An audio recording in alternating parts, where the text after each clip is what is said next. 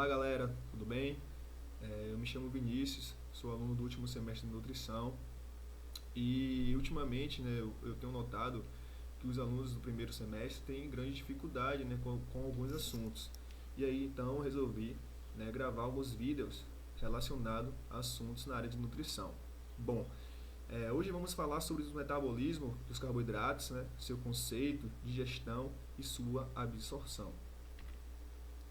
Bom, os carboidratos são moléculas orgânicas cuja sua classificação química é composta de carbono, hidrogênio e oxigênio. Uma curiosidade é que em sua nomenclatura, carboidratos significa que o carbono é hidratado, ou seja, antigamente se chamava hidratos de carbono. Por que isso, Vinícius? Observe na figura ao lado, temos aqui uma imagem de uma glicose. 6 carbonos, 12 hidrogênio e 6 oxigênios. Para cada carbono existe uma molécula de água. Por isso, seu nome é denominado carboidratos, ou seja, um carbono hidratado. Bom, o carboidrato ele tem importância há séculos na alimentação animal, sobretudo para a sobrevivência da espécie humana. Então, se pararmos para analisar, o carboidrato é o macronutriente predominante para a geração de energia.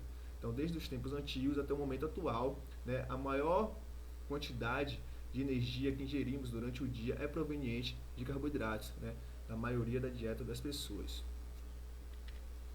Bom, a classificação química dos carboidratos está relacionada com as organizações das moléculas, além do grau da sua polimerização. O que seria essa polimerização? Aqui eu botei uma imagem de uma molécula de amido com várias moléculas de glicose conectadas entre si. Então, essas ligações formando uma molécula se chama polimerização. Então, os carboidratos eles são classificados de acordo com o grau de sua polimerização. Então, se tem muita ligação entre os monossacarídeos, esse carboidrato é X. Se tem pouca, é Y. Eu coloquei aqui algumas referências que utilizei para obter esses dados de classificação. Então tem a FAO de 1998 e tem a teoria de Cummins e Eglist em 1995. Ambos classificam carboidratos em grupos, onde tem os açúcares, que tem subgrupos de monossacarídeos e disacarídeos, também tem os oligosacarídeos e os polissacarídeos. No entanto, podemos definir 4 principais grupos. Bom, aqui eu trouxe uma tabela para elucidar e ficar mais fácil da gente entender. Segundo a FAO, o grupo de açúcares, que está dividido em monossacarídeos e disacarídeos, para ser considerado membro desse grupo, o carboidrato precisa ter de 1 a 2 graus de polimerização. Bom, aqui eu trouxe um slide contendo gomos de corrente, para a gente tentar elucidar de forma mais fácil, onde cada gomo desse representa um monossacarídeo. Então, por exemplo, aqui nessa corrente temos 2 monossacarídeos ligados entre si. Ele é denominado de sacarídeo. Deixa eu voltar no slide. Os disacarídeos, o grau de polimerização dele é de 2 moléculas. Então, tem que existir 2 monossacarídeos ligados para se denominar de sacarídeos. Já os monossacarídeos, essa ligação aqui ela não existe, ele está sozinho, é apenas um blocozinho desse aqui. Bom, quem são os monossacarídeos? São os famosos, a glicose, a frutose, a galactose, tem os álcools também, os polióis, derivado do carboidrato, como o xilitol, bastante utilizado na mesa dos brasileiros para adoçar, por exemplo. Temos os disacarídeos, a sacarose, a maltose, a lactose. A maltose é 2 glicose, a lactose é galactose mais glicose, a sacarose, glicose mais frutose. E temos também os álcools derivados dos disacarídeos. Bom, espero que tenha ficado fácil de entender essa parte. E agora vamos entender os oligosacarídeos e os polissacarídeos. Segundo a FAO, o grau de polimerização dos oligosacarídeos é de 3 a 9 moléculas. Ou seja, se o carboidrato ele tem de 3 a 9 ligações de monossacarídeos, ele é considerado oligosacarídeo segundo a FAO. Exemplos desses carboidratos, maltodextrinas, outros oligosacarídeos que não é tão digeríveis assim, frutooligosacarídeos, né, a famosa FOS, né, uma fibra alimentar com compostos bioativos bastante impactantes. Bom, os polissacarídeos, segundo a FAO, ele tem que conter acima de 9, né, grau de polimerização, ou seja, acima de 9 ligações de monossacarídeos. Né? Por exemplo, o amido. O amido é um carboidrato com várias ligações e pode ser considerado um polissacarídeo. O glicogênio também é um polissacarídeo. Também temos aqui carboidratos como a celulose, né, que faz parte da estrutura dos vegetais. Também é considerado os polissacarídeos. Bom, a FAO, eles dão essas recomendações, né, para se classificar os carboidratos. Já os autores que eu citei anteriormente, eles sobem, né, uma casa para cada um, mas isso não interfere tanto na classificação. Bom, além da classificação de mono, di, né, oligo e polissacarídeos, a gente também pode classificar os carboidratos entre simples e complexo, né? Muitas pessoas falam que pão é um carboidrato simples, mas espera aí, elas estão erradas. Por quê? Porque o pão é composto praticamente de amido, né, que é o carboidrato que a gente viu que é um polissacarídeo. E o polissacarídeo é um carboidrato complexo. Então, o pão ele não é um carboidrato simples, é um carboidrato complexo. Os simples são monossacarídeos e disacarídeos, né, como algumas frutas, tem frutose, porém ela também tem algumas fibras que são carboidratos complexos. Então, a gente precisa entender esses termos, né, para não citar aí coisas erradas, né, de forma errada. Bom, nem todos carboidratos são iguais. Isso é fato, né? Por quê? Porque tem alguns que têm digestibilidade maior, tem outros que têm menor, tem outros que nem chegam a fazer essa digestão, a exemplo de algumas fibras, né? Então ela chega lá no intestino, também não sofrem absorção, porém ela sofre ação de bactérias e geram compostos chamados de ácidos graxos de cadeia curta, né? Que também podem gerar energia. Digestão dos carboidratos. Bom, a digestão dos carboidratos, ela começa primeiramente na boca, através da ação mecânica e através da ação química. A ação mecânica é a ação da mastigação, onde através dela a gente pode aumentar a área de contato das enzimas com a substância, né? No caso o carboidrato.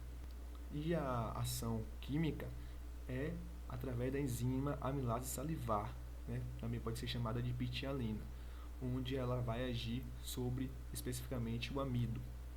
Bom, a quantidade de amido que é hidrolisado na boca é de 3 a 5%, não chega a ser uma quantidade muito pequena. Isso pode ser porque existem algumas variáveis em relação a tempo de mastigação de pessoa para pessoa. Bom, um ponto importante é que a amilase salivar ela só consegue degradar o amido, transformar o amido em oligosacarídeos. Portanto, se a gente consumir glicose, um monossacarídeo, um disacarídeo ou até um oligosacarídeo, a amilase salivar ela não vai ter efeito. Bom, depois que temos efeito tanto na mastigação juntamente com a amilase salivar, né, o conteúdo ele vai para o estômago. Chegando no estômago, a ação da amilase salivar é parcialmente, né, ou totalmente interrompida. Isso vai depender, né, do pH do estômago, porque às vezes o pH do estômago ele pode estar não tão ácido devido ao aumento, por exemplo, de proteínas, e isso aconteceu um tamponamento. Devido a isso, a atividade da amilase salivar pode continuar. Bom, o estômago ele vai promover, né, alguns movimentos peristálticos, né, misturando o bolo alimentar, e isso pode resultar também, né, na quebra de algumas estruturas químicas que pode facilitar, né, o encaixe das enzimas envolvidas no processo de digestão do carboidrato. O esvaziamento gástrico é controlado pela regulação tanto da osmolaridade quanto da acidez do químico. Então, quanto mais ácido o estômago for, menor vai ser o tempo de velocidade do esvaziamento gástrico. Bom, depois que o bolo alimentar ele caminha, né, para o piloro para ser jogado no duodeno, ele passa a ser chamado de quimo. Então, o quimo, quando chega no intestino, ele vai dar um feedback, né, através de alguns hormônios, né, um hormônio específico vai chegar lá no pâncreas e vai avisar, olha, chegou um quimo lá no intestino, aí o pâncreas vai liberar, né, a amilase pancreática juntamente com o bicarbonato para fazer que o aumento do pH aconteça, pois a amilase pancreática ela age perfeitamente, né, em um ambiente com pH alcalino. E aí se dá início, né, à ação da amilase pancreática. E aí temos como resultado oligosacarídeos de cadeia menores e disacarídeos que serão, né, posteriormente digeridos e absorvidos. Bom, a gente tem que ficar ligado que a única molécula que vai ser absorvida são os monossacarídeos, que é a glicose, a galactose e a frutose. Então, além das ações das amilases, né, tanto pancreática como salivar, a gente precisa das ações das enzimas que estão na borda escova, né, que são as disacaridases. Bom, essas disacaridases elas agem, né, na borda escova e a principal função dela é pegar, né, aquelas moléculas de disacarídeos e oligosacarídeos e transformar nos monossacarídeos para que ele venha a ser absorvido. Então, nessa imagem aqui, a gente tem a digestão no lúmen, que acontece através da amilase, né? A amilase, então, transforma, né, o amido em dextrinas, em maltotriose, em maltose, em lactose, em sacarose. E essas moléculas sofrem ação na borda escova através das disacaridases, né? A isomaltase, a sacarase, a lactase e a glicomilase. Então, por exemplo, a lactose, ela sofre ação da lactase.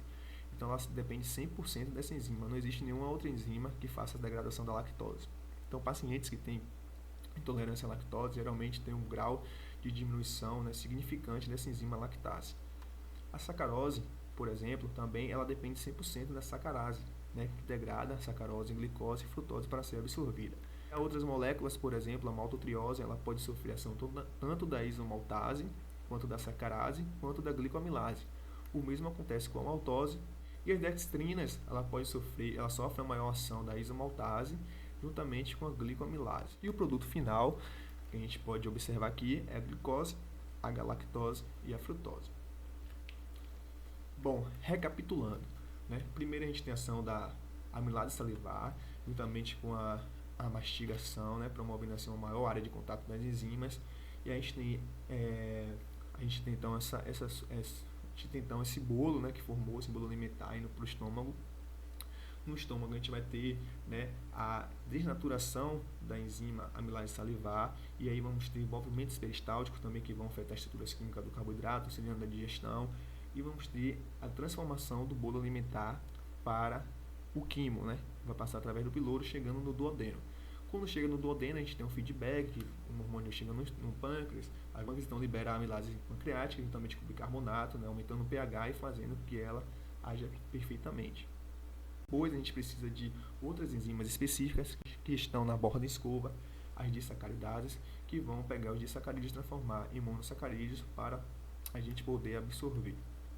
E ainda existem carboidratos que são resistentes à ação dessas enzimas e, portanto, eles chegam, né, íntegro aqui no intestino grosso e sofrem ação das bactérias, podendo formar ácidos graxos de cadeia curta que posteriormente pode ser utilizado como energia. São as famosas fibras, né?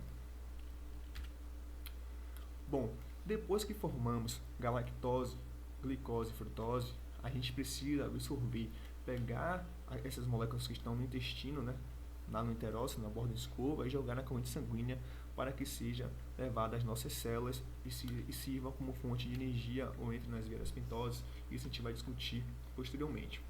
Bom, existem dois transportadores de glicose, membrana do enterócito, que é um transportador dependente de sódio, né, o CGLT, e temos um transportador que não é dependente de sódio, né, que é o glúteo.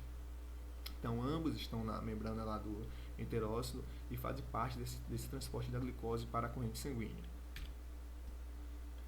Bom, aqui essa imagem demonstra bem melhor, né? Temos então o enterócito, né, a parte aqui da borda escova e a parte do capilar. Então a gente tem aqui a glicose e a galactose formada, né, na borda escova, juntamente com a frutose. Então a glicose e a galactose ela pode ser absorvida por esse sistema dependente de sódio. Então entra sódio e entra a glicose, entra sódio e entra a galactose. E aqui temos a bomba de sódio e potássio também, que joga sódio para fora e pega potássio para dentro, né, uma forma de regular também a absorção de glicose. E depois essa glicose, juntamente com a galactose, é transportada pelo mesmo transportador que transporta a frutose, né, já dentro do enterócito, o GLUT2.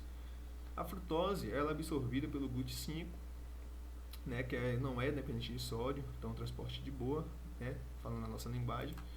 E aí, tanto a glicose como a galactose e a frutose são transportados pelo mesmo transportador dentro do enterócito para os capilares, né, o GLUT2.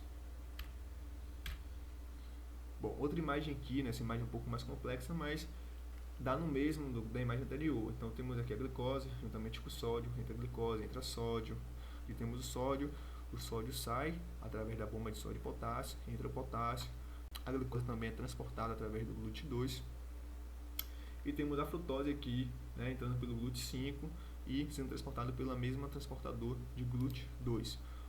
Uma observação, né, quando a gente quer aumentar, né, o transporte de glicose, uma dieta muito rica em carboidrato, geralmente a gente tem síntese, né, dessas proteínas, aumentando assim a disponibilidade desses carregadores na membrana apical das células dos enterócitos, fazendo que esses monossacarídeos cheguem na corrente sanguínea de forma mais eficiente. Então essa aqui também é uma imagem também basicamente a mesma coisa das anteriores, né, mas é outros exemplos.